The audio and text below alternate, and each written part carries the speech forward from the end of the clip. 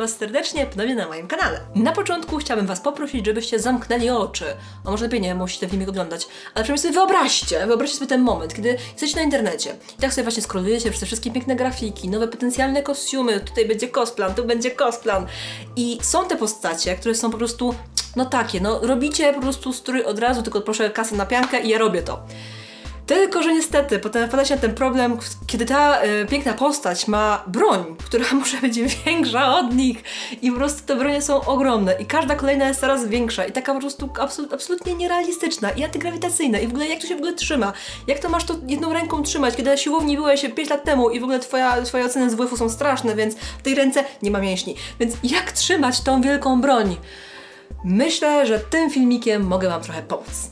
A może raczej nie ja, tylko dokładnie mój stary kolega i mam nadzieję, że Wasz również już niedługo, czyli styrodur. Styrodur albo XPS to jest coś, co ja osobiście używam naprawdę w większości moich kostiumów. Jest to naprawdę bardzo przydatny materiał i myślę, że jest ciągle niedoceniany w środowisku cosplayerów, w sensie bardzo dużo osób z nim pracuje, ale bardzo często no po prostu nie wiedzą, jak z nim pracować i w ogóle o tym nie myślą, a to jest super sprawa. To dlaczego możecie potrzebować styroduru w swoim projekcie, myślę, że wyjdzie dość szybko w trakcie tego filmiku, także spokojnie oglądajcie, ale myślę, że jeżeli szukacie czegoś na przykład broń albo elementy kostiumu, które mają być lekkie, wytrzymałe, łatwe w obróbce, w miarę tanie i łatwo dostępne, to jest Wasz materiał, o którym dzisiaj właśnie będziemy gadać. Styrodur lub pod inną nazwą XPS lub jeżeli szukamy tego materiału właśnie w tutorialach zagranicznych, amerykańskich, będzie to Insulation Foam, Pink Insulation Foam.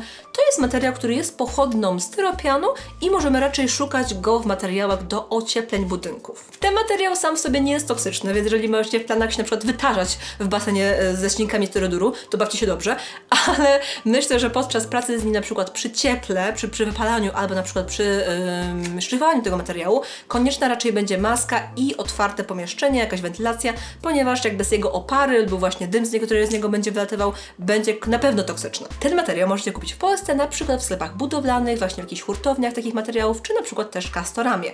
Chociaż Castoramie nie równa, wiem, że w niektórych sklepach jest, niektórych nie ma, także musicie sprawdzić właśnie raczej zawartość Waszego sklepu w Waszym mieście. Niestety bardzo często pracownicy sklepów budowlanych nie mają żadnego pojęcia, czego szukamy, kiedy mówimy styrodur, więc spróbujcie właśnie XPS, ewentualnie właśnie jakieś alejki ze sterpianami, jakieś właśnie rzeczy do ociepleń. Tam on raczej powinien być. Ten materiał możecie kupić w dwóch różnych rozmiarach. W płycie 3 mm i 5 mm, co tak naprawdę znaczy, że one mają około właśnie 3 i 5 cm, to no jest różnica. Tutaj mam właśnie tą piątkę, także jest to o wiele grubszy materiał niż trójka i każdy z nich raczej ma takie same właśnie zastosowania i tak samo wygląda, tylko jest różnica właśnie w grubości, przy czym ja ogólnie raczej polecam brać piątki, ponieważ trójki, one nie są złe do małych rzeczy, to jednak w piątce macie ten zapas, gdzie możecie właśnie troszkę bardziej wyrzeźbić, zawsze możecie zmniejszyć tą objętość niż ją zwiększyć. Stąd ja zazwyczaj właśnie zaopatruję się w piątki. Koszt takiej płyty, która ma około metr długości, to jest około 20 do 30 zł, właśnie w zależności od jej grubości. No i takie płyty, no trzeba jakoś też przewieźć, także pamiętajcie, żeby mieć jakieś auto, czy po prostu iść z nią pod pachą. One nie są ciężkie, ale są po prostu dość spore. Hola Chapi, ale ciągle teraz mówisz o tym, gdzie mogę kupić, czy za ile, czy w ogóle jak, o co chodzi, ale co ja mogę z tego zrobić? Jak dobrze, że pytasz, droga Chapi, ponieważ możesz z tego zrobić naprawdę sporo. Jeżeli chodzi o cosplay, to styrodur ma taką naprawdę ogromną zaletę, którą jest fakt, że jest mega lekki. Ja mogę tym styrodurem po prostu, słuchajcie, rzucać, robić nim co chcę i on po prostu, no, nie jest absolutnie obciążający jakby mój kostium i moje ciało podczas noszenia kostiumu. Jeżeli na konwencie widzicie ogromne miecze, jakieś kurcze elementy kostiumów, które są masywne, jakieś kostury, które są naprawdę bardzo duże, a jednocześnie cosplayer macha nimi na lewo i prawo i się przy tym w ogóle nie męczy, to jest ogromna szansa, że jest on właśnie wykonany ze styroduru lub jakiegoś styropianu. Jest on również niezwykle łatwy w obróbce. Jedyne, czego tak naprawdę potrzebujecie, żeby pracować ze styrodurem, jest no jakieś miejsce lepiej wentylowane, jak wspomniałam przed chwileczką, jak i również po prostu ostry nożyk do cięcia styroduru, ponieważ ten styrodur, ten materiał raczej się w nim rzeźbi. Jeżeli szukacie czegoś, w czym chcecie wykonać właśnie jakieś kształty 3D, jakieś krzywizny, jakieś ostrza, jakieś właśnie głębsze elementy, coś takiego, że faktycznie możecie tym rzeźbić, myślę, że wiecie o co chodzi, to raczej styrodur będzie waszym przyjacielem. Tylko na tym etapie mam ogromne w ogóle zastrzeżenia do was i proszę was, weźcie tą jakby moją poradę teraz dość serio. Przy pracy z nożykami, czy właśnie przy styrodurze, kiedy coś w nim rzeźbicie ostrym nożykiem do tapet, Ja Was błagam, ostrożność, cholera, to jest pierwsza rzecz na Waszej liście to do. Naprawdę praca z nożykiem jest o tyle niebezpieczna, że ten styrodur, jeżeli na przykład właśnie tniecie nożykiem ten materiał, on na początku idzie jak masło, ale po jakimś czasie nożyk się troszkę tępi i wtedy musicie włożyć troszkę więcej jakby siły w ten nożyk, ewentualnie możecie oczywiście wymienić też ostrze, ale to często po prostu jakby jest w trakcie pracy i nie zauważycie, kiedy ten nożyk troszkę właśnie się stępi i zacznie się zacinać w tej strodurze. Nawet takie mikrozacięcia mogą prowadzić do tego, że ten nożyk po prostu pójdzie potem troszkę mocniej i możecie się po prostu zaciąć. A mówiąc zaciąć, mam na myśli, możecie sobie zrobić naprawdę poważną krzywdę. Ja osobiście wylądowałam już 2 razy na sorze z tą ręką, właśnie bo tą jestem praworęczna, więc tą po prostu tnę, ta trzyma i no już mam bliznę na zasadzie kciuka, mam kawałek opuszka obcięty, także no to wszystko naprawdę się zdarza. Wiem, że moje koleżanki po fachu również takie rzeczy sobie robią i co jakiś czas po prostu widzimy, jak ktoś się kaleczy, więc no to nie jest nic okej, po prostu uważajcie na siebie, naprawdę bardzo uważajcie. Jeżeli macie taką możliwość, to używajcie rękawiczek, jakichś właśnie takich grubszych rękawiczek, które Was obronią przed tym ostrzem. No i jakoś, no zabezpieczajcie swoje ręce, bo naprawdę macie tylko jedno ciało, więc uważajcie na nie. Ja ostatnio, żeby zredukować ogólnie szanse na pocięcie się nożykiem, zaczęłam pracować z hot wire, gorącym przewodem czy gorącym nożykiem. I o tym narzędziu również mam filmik, słuchajcie, to będzie gdzieś na górze karta, możecie sobie kliknąć i zobaczyć, jak się z nim pracuje i po prostu, no, jak jest on o wiele bezpieczniejszy niż nóż. A mówiąc o cieple, myślę, że warto wspomnieć o tym, że styrodur ma parę słabości. Jedną z nich będzie na pewno ciepło. Czyli na pewno nie używamy żadnych opalarek, żadnych właśnie jakichś wypalarek, o ile potrzebujecie takiego, nie wiem, właśnie pocięcia, czy właśnie jakiegoś wyrzeźbienia opalarką, to spoko, to wtedy możecie to używać i to jest również jakaś informacja. Ale jeżeli chcecie, żeby ta powierzchnia była gładka, to żadnych opalarek, właśnie żadnego gorącego kleju, takiego bardzo gorącego kleju, ponieważ to wszystko wsiąknie w styrodur, no i zostawiam po prostu ogromne, brzydkie kratery. Jego drugą słabością będą rozpuszczalniki i wszystkie farby na bazie rozpuszczalników. Także w tym przypadku wszystkie spreje samochodowe, wszystkie ogólnie spreje w puszce po prostu nie będą działać, no bo one jednak mają w sobie taki składnik rozpuszczający, który utrzymuje tą farbę właśnie w stanie płynnym, przez to jeżeli użycie ją na niezabezpieczony wcześniej styrodur, to ten materiał po prostu się rozpłynie i będzie cały brzydki. Ale spokojnie, no to cosplayerzy już również znajdzie jakiś sposób i jeżeli chcielibyście zabezpieczyć swój styrodur przed właśnie nałożeniem farby w sprayu, czy ogólnie jakichś później klejów takich mocniejszych, które mogłyby po prostu no, roztopić tą strukturę styroduru, to jest na to sposób i jest to po prostu wikol. Nakładając parę warstw wikolu na ten materiał, możecie go naprawdę zabezpieczyć przed większością rzeczy, które robi mu krzywdę. Oczywiście oprócz rzeczy mechanicznych, chociaż on troszkę tam jakby no usztywnia ten materiał, to ciągle jednak no nie jest tak bardzo odporny i ten styrodur może się połamać, także też bądźcie ostrożni. On jest ogólnie dość delikatnym materiałem. To jednak właśnie wszystkie spreje, kleje będą na tym spokojnie trzymać się, ponieważ one osiądą na grubej warstwie wikolu, a nie na samym styrodurze. Bądźcie tylko ostrożni, jak go nakładacie, ponieważ im większa warstwa wikolu, tym większa szansa, że on po prostu Wam spłynie i będą takie okropne, brzydkie zacieki, więc lepiej nałożyć tam paręnaście cieniutkich warstw, niż jedną grubą i mieć potem problem. A jeżeli ze styroduru wykonujecie jakieś bardzo delikatne elementy, jakieś bardzo cienkie i takie, wiecie, dość no, skomplikowane, które potem mogą się łatwo połamać podczas konwentu czy sesji, to myślę, że warto również pomyśleć nad zabezpieczeniem styroduru na przykład worblą. Dzięki worbli Wasz props będzie ciągle bardzo lekki i bardzo taki trójwymiarowy, a jednocześnie bardziej wytrzymały niż sam właśnie styrodur z wikolem. Stąd szczególnie go polecam na wszystkie właśnie dość takie delikatne elementy, na przykład właśnie przewężenia w jakichś broniach, uchwyty, no ponieważ no, on sprawi, że to Wam się nie połamie podczas konwentu. Styrodur również można szlifować, co Wam oczywiście zawsze będę polecać, ponieważ im gładszy props, tym lepiej. Jest błędno, w ogóle bogowie cosplayu się cieszą, jak widzą gładkie propsy, także tak to róbcie. Ale jednak nie polecam dremeli, ponieważ one są zbyt mocne, jakby no, zbyt ciężkie do styroduru, one się naprawdę będą łatwo poddawać temu szlifowaniu. Stąd lepiej wziąć właśnie jakiś bardzo delikatny papier ścierny i troszkę dłużej popracować i przez to mieć po prostu gładszą i fajniejszą powierzchnię.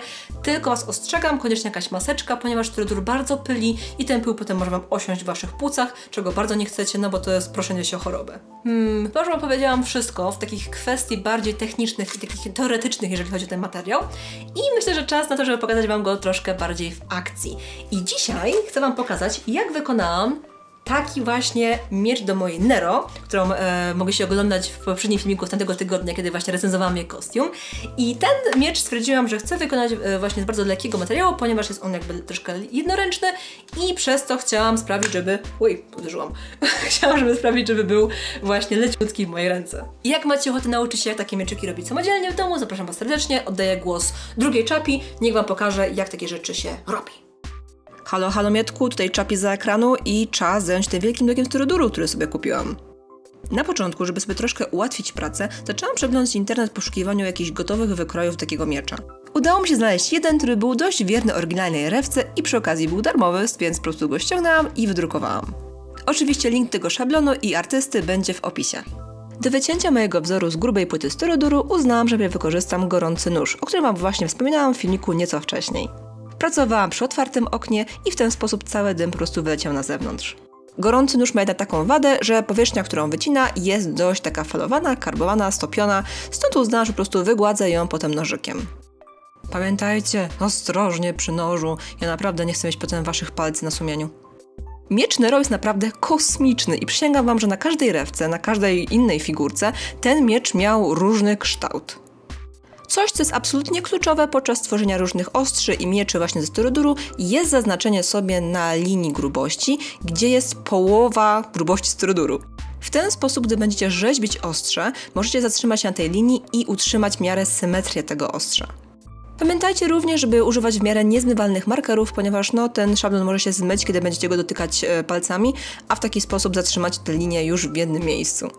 Polecam Wam również trzymanie blisko jakiegoś kosza czy ścinka na odpadki styroduru. Ten materiał niesie się absolutnie wszędzie podczas pracy z nim. Ja potrafiłam znajdować go na przykład w łazience, pod prysznicem czy nawet w łóżku.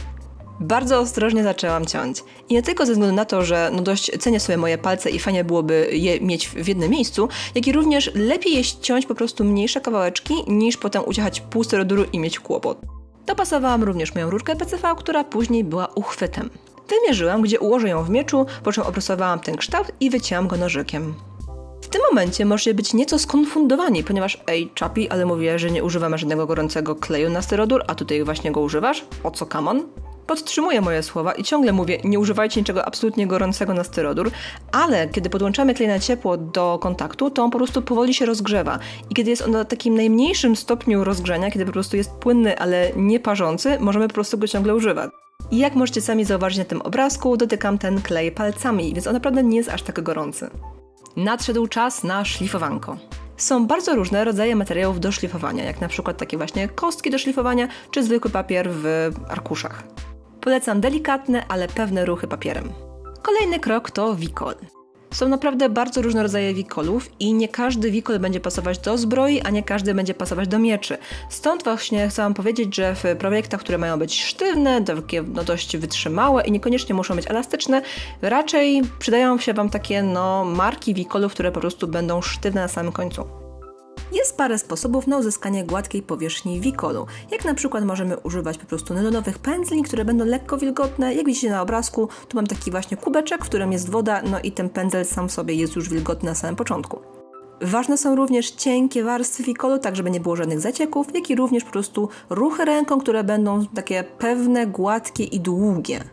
Kiedy nakładacie wikol na formę 3D, pamiętajcie o tym również, że kiedy nakładacie go na jedną stronę tej broni, to koniecznie jest również rozsmarowanie go lekko od drugiej strony, ponieważ jeżeli tego nie zrobicie, to na tych krawędziach będą takie grube zacieki i pociągnięcia. Nasz wikol sobie schnie, więc zajmijmy się wzorami na mieczu. Na początku wykonałam je z papieru i przyniosłam na cieniutką piankę. Ta pianka, którą tutaj używam, nazywa się kreatywna i ma 1 mm grubości, przez co jest naprawdę bardzo mięciutka. Bardzo zależało mi na tym, żeby te elementy były dość płaskie i delikatne, ponieważ w niektórych rewkach ten miecz po prostu jest pomalowany na czarno-czerwono i tam nie ma żadnych elementów 3D, a w niektórych te elementy są, więc chciałam jakoś delikatnie je zaznaczyć, jednocześnie nie psując całego miecza. Gdy wikol wyschnie, możecie spokojnie używać na niego kleju kropelka, który po prostu bardzo fajnie łączy się potem np. z elementami pianki. Mówiąc szczerze, te detale były naprawdę niezłymi puzzlami i mocno się przy nich orobiłam. A końcówkę uchwytu miecza wykończyłam właśnie takimi plastikowymi kształtkami, które znalazłam chyba w Ikei na promocji, także dość spory farcik. Troszkę więcej kształtów tu, troszkę więcej kształtów tam i tak naprawdę miecz był gotowy do ostatecznego wikolowania.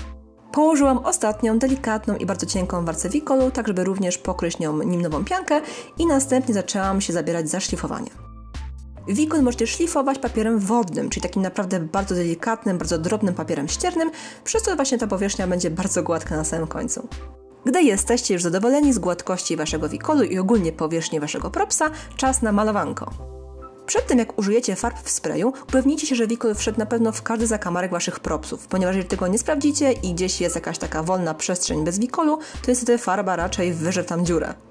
A dziury w waszych nowych, śliczniutkich, gładkich propsikach, a na co to komu? Komu to potrzebne? W danym wypadku. A komu to potrzebne? Komu to potrzebne? Właśnie. A dlaczego? Dlaczego? Na samym końcu zapałam się za pędzel i pomalowałam ręcznie wszystkie czarne detale. Malowanie propsów to zazwyczaj dla mnie naprawdę najprzyjemniejsza i taka najbardziej ostresowująca część cosplayu. Chyba że mamy sesję zdjęciową następnego dnia i muszę się śpieszyć i kurczę, tutaj zaraz będzie burza i ja muszę zdążyć i... No, przyznam się wam, że było hardkorowo. Ale chyba nie wyszło aż tak źle. Na samym końcu jedyne co zostało, to podciągnąć miecz jakimś lakierem bezbarwnym, żeby ta farba została nienaruszona podczas sesji i miecz był gotowy. Robienie propsów ze styroduru jest naprawdę bardzo szybkim i przyjemnym zajęciem. Rekwizyty z tego materiału będą naprawdę dość lekkie. Jeżeli szukacie sposobu na niezbyt ciężki, a jednocześnie duży i fajny props, to myślę, że styrodur jest dokładnie dla was. To tyle z mojej strony. Czapi za ekranu, I'm out. Bardzo wam dzisiaj dziękuję za oglądanie mojego filmiku. Dajcie mi koniecznie znać w komentarzach, czy wolicie moje pogadanki, czy bardziej tutoriale, ponieważ ostatnio jakoś tak czułam, że było dużo pogadanek, ale chciałam troszkę pokazać tego, jak robię stroje, więc no nie wiem, gdzie ten złoty środek jest, także koniecznie piszcie, co wolicie oglądać, czego chcecie się dowiedzieć, może jakieś pomysły na kolejne materiały. Ja wiem, że jest ich sporo, głównie pianka, wiem, że piance muszę robić w ogóle cały poradnik. Także dawajcie znać, co potrzebujecie, a Czapi przywiezie. Pamiętajcie koniecznie o tym, że jest cała playlista tutoriali, którą już dla was stworzyłam na tym kanale i będzie ona gdzieś tutaj, właśnie możecie sobie oglądać, klikać i się uczyć.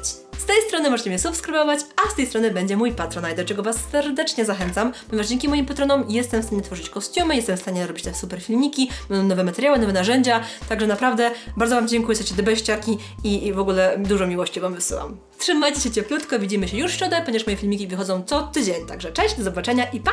Buźka!